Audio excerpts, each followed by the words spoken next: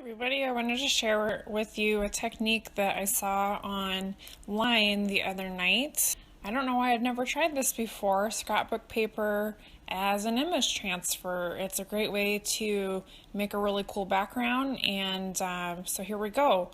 The tools are pretty basic. I usually have a credit card handy. Here I'm using an expired driver's license. And gel medium, which I'm using a gloss gel medium and had not used gloss before to do this. I'd only ever used a matte medium. I didn't know if it was going to make a difference, so this was kind of an experiment, and it worked fine.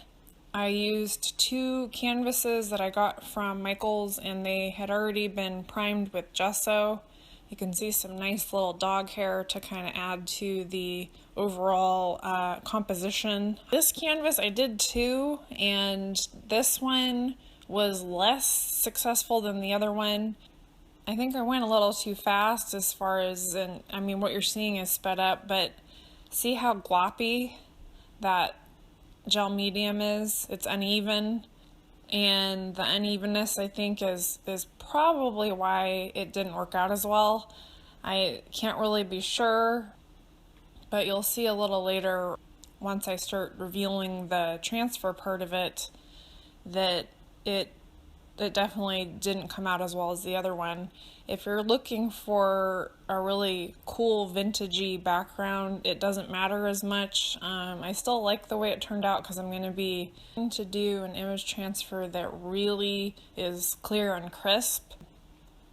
Canvas is tough to work on because it does have a texture, and it will be harder for the paper to stick to it. Used some scrapbook papers that I found at Hobby Lobby. I live in Arizona, so it's pretty dry here. I would recommend letting your project dry overnight. If you're impatient like I am, I will usually stick it in front of a fan, and I think I put both canvases in front of the fan for about an hour, and I could tell that they were dry. They probably could have used a bit more drying, but it seemed to work out fine.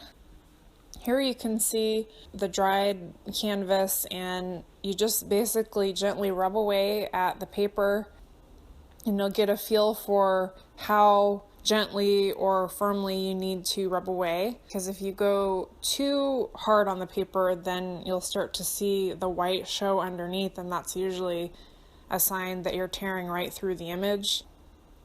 This one section of the paper, I wasn't sure if it was part of the design. See that little white shape there near my hand? So I kind of kept going over it, but I think it was actually a flower that was a part of the paper itself, and so that was just one of the things along the way that I learned.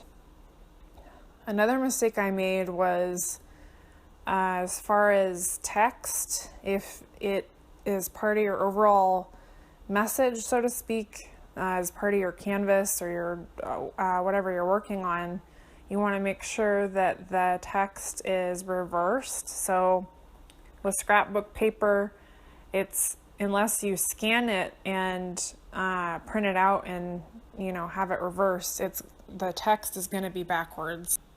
So you can really see it in this case with this transfer. Although this was it came out clearer, I had forgotten and then remembered too late that you need to reverse text if you want it to be right side up. But otherwise, it was a really fun project. Here are the finished pieces, and I think they'll make awesome backgrounds for a mixed media project.